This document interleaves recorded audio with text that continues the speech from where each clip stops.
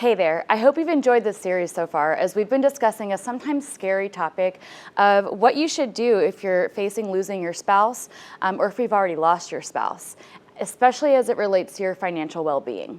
Like we have said in previous videos, there's no doubt that this will be one of the hardest and most challenging things you'll face in your lifetime. And that's why we are here at Oak Harvest Financial Group. We want to help you feel equipped with the information that you need in order to plan ahead or help you if you're right in the middle of this major life crisis.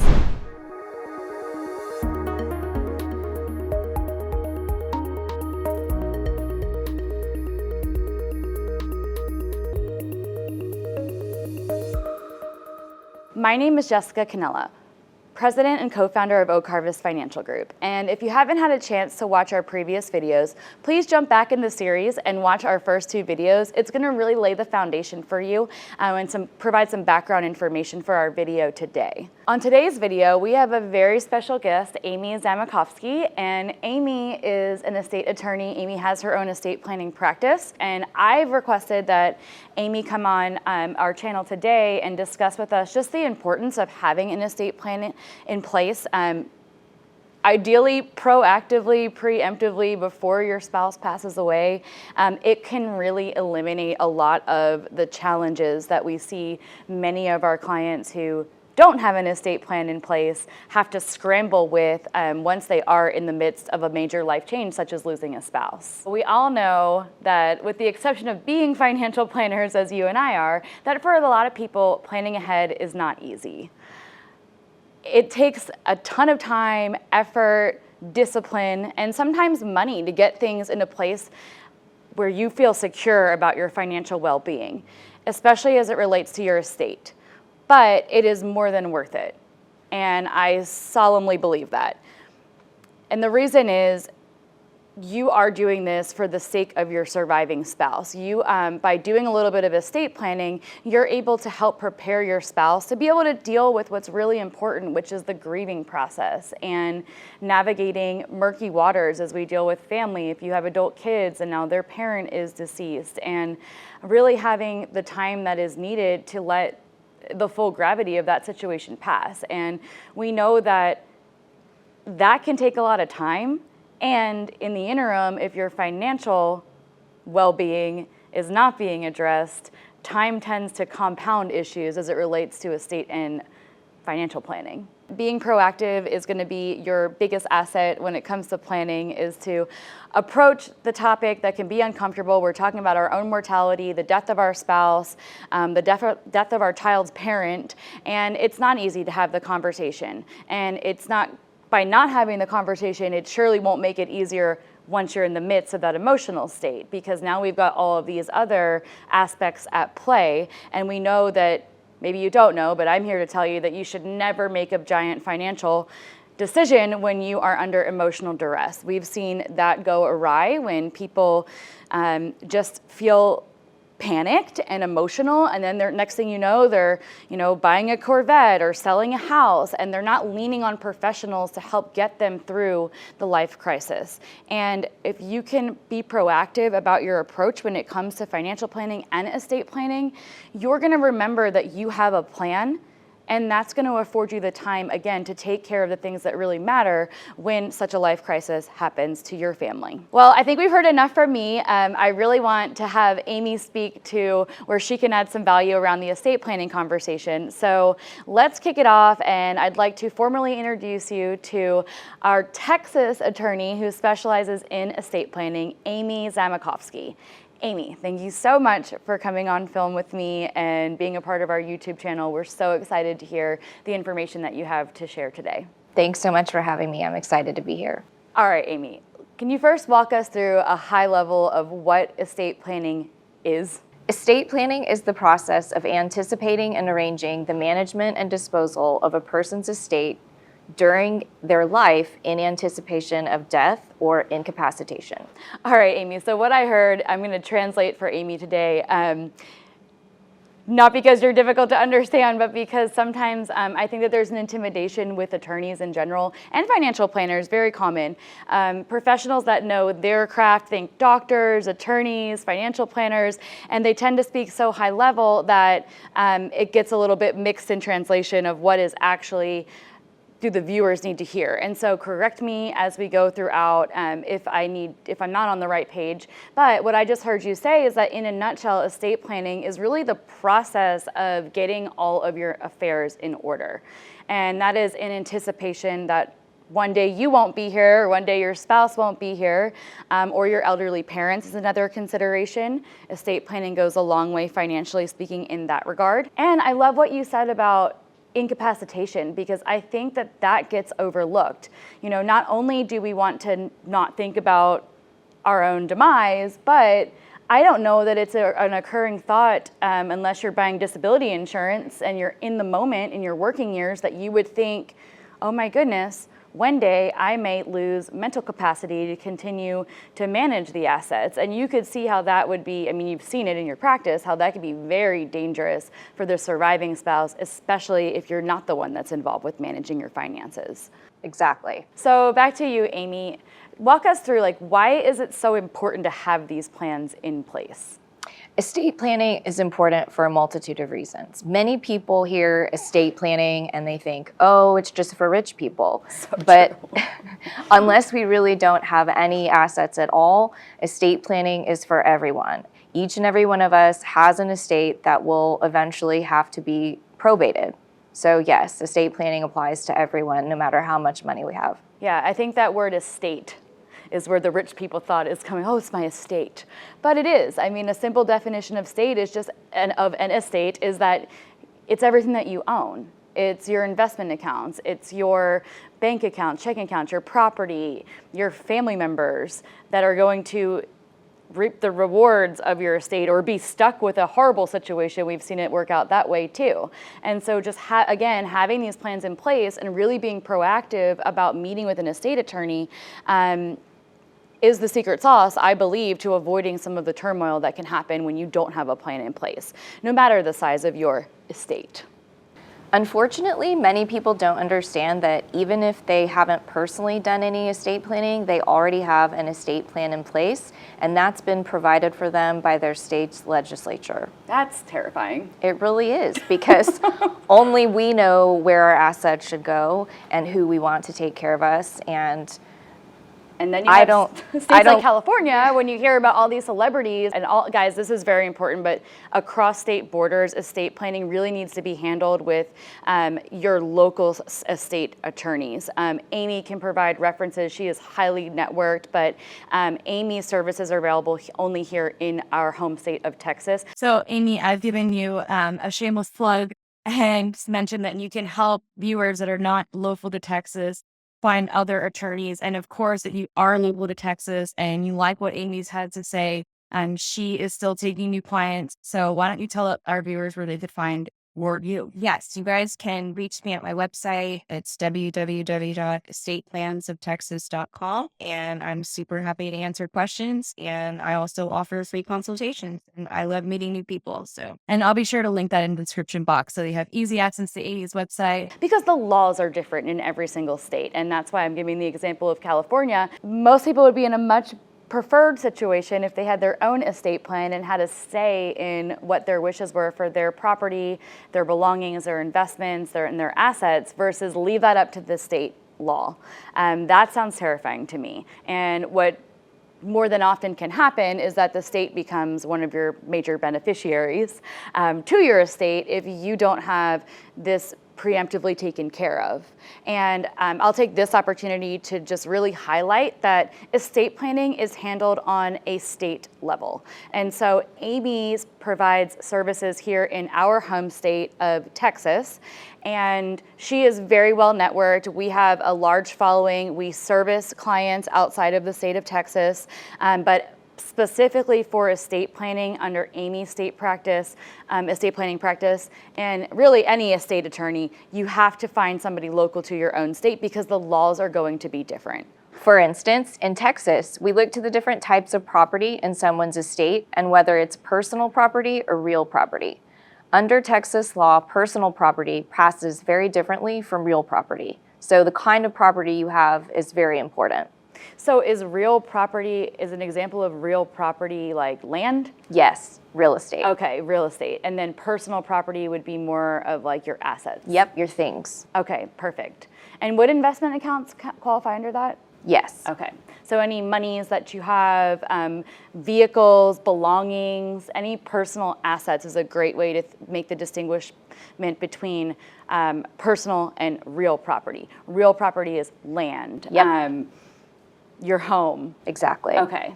What about like boats would be personal property? Okay, perfect. Thank you. So I imagine when we're having this conversation about real property, personal assets, that part of your estate plan needs to really distinguish, are you married? Do you have children? Are you single? So walk me through like how does that relate to the estate planning process, like your marital status? Yes. So if you have your own estate plan and it's a custom estate plan, you're going to be able to name in your estate planning documents exactly who and what should go where and how. But if you don't have your own estate plan and you have to fall back on the Texas laws, they're going to look into what kind of property it is. And even based on what kind of property is, then there's another level that we look at, which is whether you're single, whether you're married, whether you have children, whether you have children only by your spouse. So even if you have a children with your spouse, but you have also another child that's not of the same spouse, if you don't have your own estate plan and you're going through the courts, through the probate process, that's something that would change the distribution of your assets. So it's very important to have a plan in place because Texas law is kind of weird and unique, and it's not usually what people would think. Yeah, and you're totally leaving it up to the jurisdiction of the state to determine how your assets get divided. And maybe, I've had clients who are estranged from their adult children, and they in no way want part of their estate to go to them. And not to mention the conflict that could create. We have a saying in the financial industry that money makes people funny, and I have plenty of examples of siblings getting into it over not having a very clear estate plan. And now, if we have 3 siblings, who knows who's fiscally responsible or not? Their opinion of their own fiscal responsibility could be very different from the other siblings. That I encounter a lot when I have conversations with my clients about their adult children. Also, you brought up Texas, which is a community property state, and there's some like really hairy gray areas around if you live with a person, are they your spouse or aren't they your spouse? That's correct, right? Like there's just it's not cut and dry. Is it difficult, for instance, to prove a common law marriage in Texas? It is. Okay. It is. It's a very high threshold to prove a common law marriage. A lot of people kind of stress out about whether or not they're common law married because we have a lot more people cohabitating and partnering up than we used to before marriage. But in reality, there are 3 elements that have to be met, and the history of common law marriage was designed so people back in the 1800s, when they lived very far away from a courthouse, could meet these 3 elements and be able to establish that they were married. But now that it's 2022, we just have moved forward, and it's a lot easier to really get married, and so it's a pretty high threshold to meet the common law marriage threshold. Awesome. And I think there were 3 elements that we talked about earlier, and one was like you have to present yourself as publicly married or married to the public. Mm-hmm. So calling each other husband and wife. Mm-hmm. And then this is so great, you have to agree that you're married. Yep. You have to agree amongst each other that you're married. So you would say, so we're married, right? Yep. Okay. Yeah, and then you get in a fight, and then you change your mind on that, and and that's why common law marriage is so hard to prove. Yeah, and so and that's just really one aspect of the difficulty in not having pre-composed planning done on your behalf, because let's say that you were fully intended, you have a life partner, and you lived with them for 30 years, and for all intents and purposes, you are married. Not only can you not prove that once you're deceased, but your assets are going to go to your next of kin generally. I mean, I know it depends on the state, but that could be your sister you haven't talked to in 20 years. Absolutely. Your blood family takes precedent over your life partner. Yeah. And according to the state laws. So. And I know there's 4 basic documents that we always talk about when we're going through our timeline to keep our clients accountable to all of their financial needs. We do holistic financial planning involving a financial consultant, estate attorneys like Amy, also tax professionals, and we build on the timeline that if someone doesn't have their 4 basic documents, which is like at a bare minimum what you need for estate planning, right, to avoid some of the things that we're talking about today, we build it into our process of keeping our clients accountable so that it doesn't get overlooked. Because really you should be, I know the standard at Oak Harvest Financial Group is that we are asking our clients if they've updated their documents about every 3 to 5 years. Yep, that's a great time frame. Because things change. Absolutely. And speak to me a little bit about what those 4 basic documents are. Everyone out there, safe to say, has heard of a will. And I'm not talking about the neighbor that lives next door to you named William. I'm talking about the document that expressly writes out how you want your estate to be left. That's what I think the common person how they view a will. But Amy, would you speak to, being directly in the industry as an estate attorney, what your definition of a will is and why it is important as one of the 4 basic documents that we need to have to start our estate planning process? Yes, so a will is just your basic document. It's going to have minimum things that comply with state law to make it a valid will. So that's why we advise against downloading legal forms online and filling them in, because there are just so many ways that can go wrong.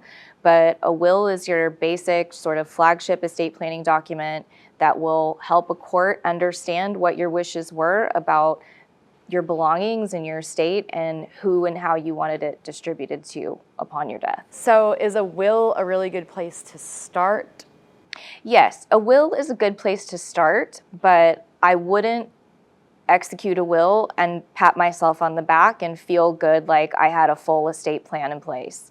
There are some very other important documents that are not majorly complicated or expensive to get completed, but they make a huge impact in our lives and our quality of life while we're still alive, because they determine who can take care of us and what we want while we're still alive. That's pretty important stuff. Very important stuff. We talked a little bit earlier that if you don't have this pre-executed, and we'll get into what those documents are, then you're leaving just a lot up to chance. And we're talking about your health. We're talking about like life or death, which will bring us to the first document. I'm thinking like if somebody's on their deathbed, and we've all heard somebody who has had to make the choice, pull the plug is the common terminology, or I guess leave it plugged into the outlet, and it's deciding to end somebody's life or to continue their life in maybe a vegetative state, or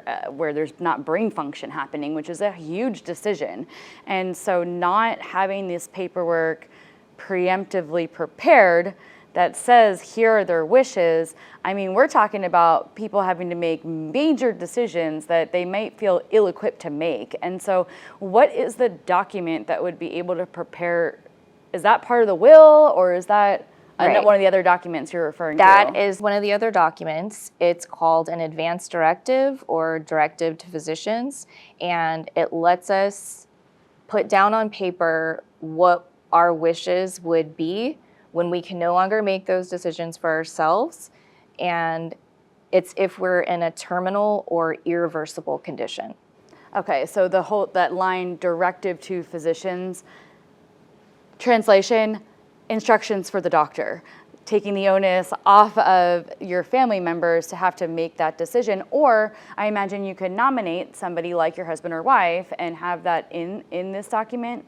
Well, that would be in your medical power of attorney. Okay, so that's a separate document. That's one of the other 4, yes. This is so valuable, because I think that many people out there again, to your point earlier, they think estate planning is for rich people. No, estate planning is for living people. Okay, so we've covered a will. High level is the document that is expressly writing out how you want your estate to be distributed, administered to your beneficiaries. Yes. Which can also be charitable organizations. We love that. Yes, we do a lot of that, especially when clients of ours do not have heirs, and they've done a wonderful job of accumulating wealth, and they're not looking forward to blessing the IRS and Uncle Sam, and so we provide other opportunities that can be of great benefit from a tax planning standpoint on the financial planning side of things, where you can donate to charities while you're both living and upon your death.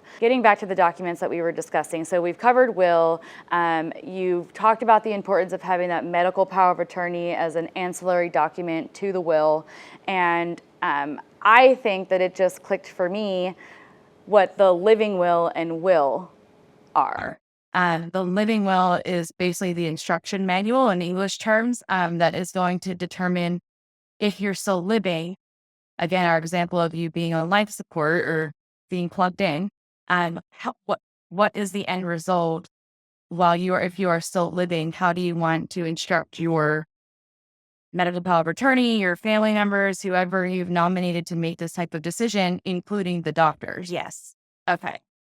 Awesome. Thank you for the explanation there. Okay, so we've covered a lot of information so far, and I think there was one more document that we have not addressed. Yes. Talk to us about that. Okay, so in my opinion, this is one of the most important documents because it determines what happens to us and who takes care of us when we're still alive and we lose capacity.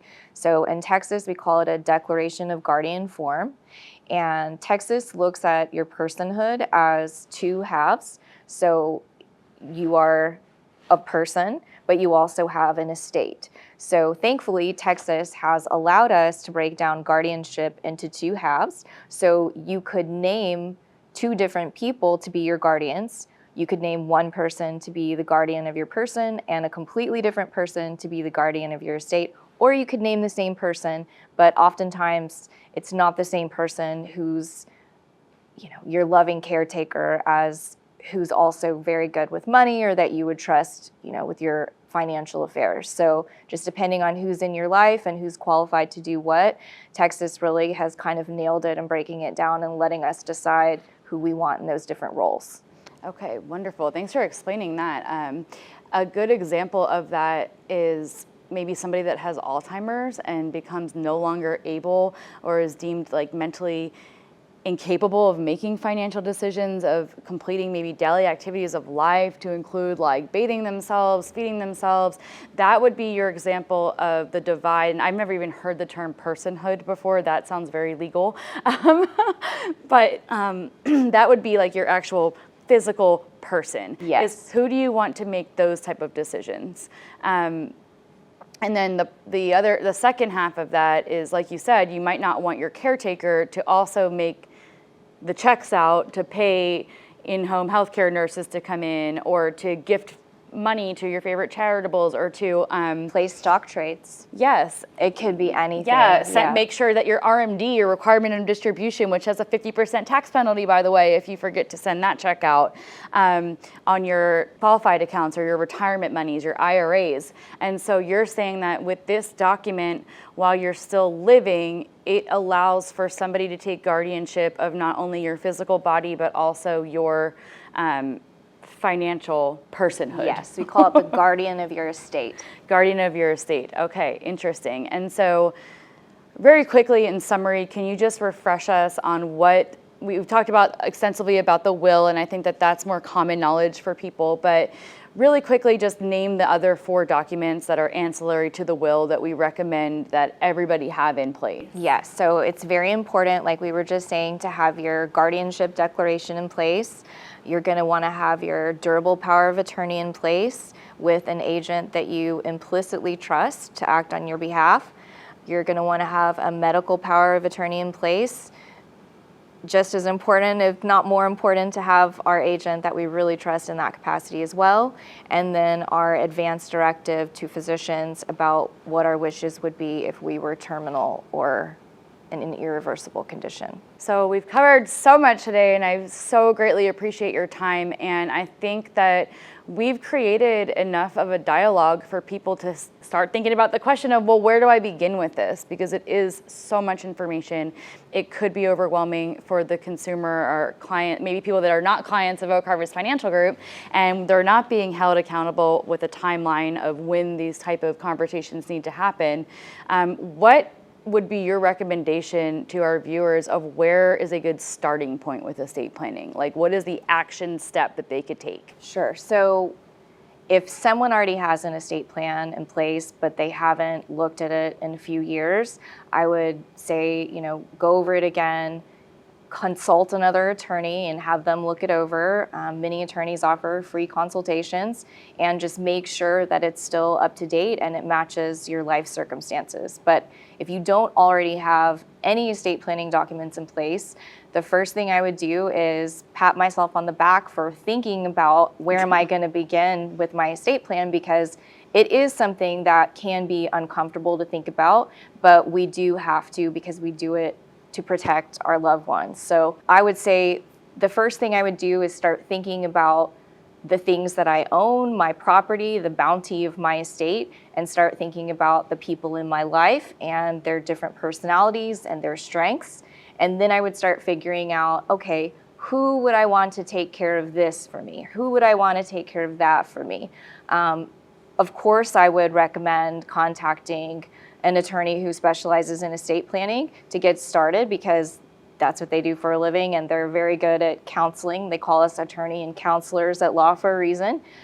So we can make the uncomfortable discussions more comfortable and natural. But at the end of the day, I think just kind of getting things going in your own mind, because even if you meet with an estate planning attorney and they start the process, they're still going to need the names from you of who you want in charge. And so it's just, all boils down to when you're ready to make that decision. But definitely sooner rather than later, because no one's getting younger or healthier, unfortunately. Yeah, and especially I think if you haven't done it preemptively, and you're in retirement or you're approaching retirement, that it's urgent that you get your affairs in order once you're in retirement, because with all of the different tax consequences of having retirement accounts, and how those are transferred upon death, and your adult children, we've raised our children to live their own productive, independent lives, burdening them with your lack of foresight or your unwillingness or just ignorance, and ignorance is not knowing any better. And that's why we're doing these videos, is because we really want for you to embrace that knowledge is power, and that attorneys go to school forever and work endless hours a week to be able to give you guidance on all of these affairs. And I believe that when you are, I've referenced it in previous videos, that you need a dream team in retirement to help you execute on your wishes.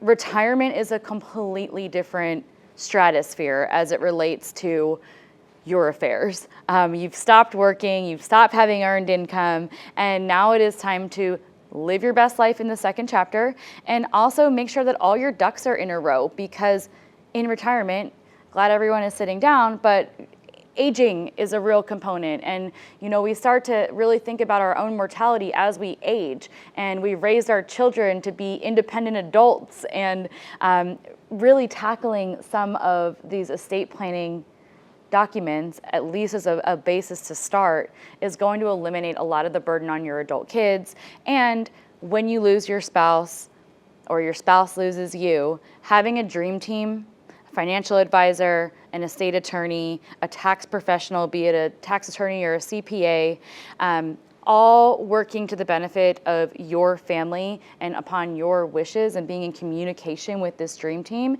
is really going to alleviate a lot of the unnecessary overwhelm when we have a major life crisis, like somebody becomes incapacitated and can no longer make decisions for themselves, or we lose our loved ones, or our own life ends. And Amy, I just wanted to thank you so much for your time today. I'm sure that our viewers have a lot of follow-up questions. I think we've only scratched the tip of the iceberg, but thanks so much for having me. I really appreciate it. It's been fun. Yeah. And guys, if you have any additional questions or follow-up questions to our discussion today, please drop a comment and your question feedback in the comment section below. We would love to feature Amy again and pick her brain some more. So if you've got any burning questions, please leave them. We take feedback very seriously, and we look forward to continuing this discussion on survivorship. Thanks for joining, and look forward to seeing you next time.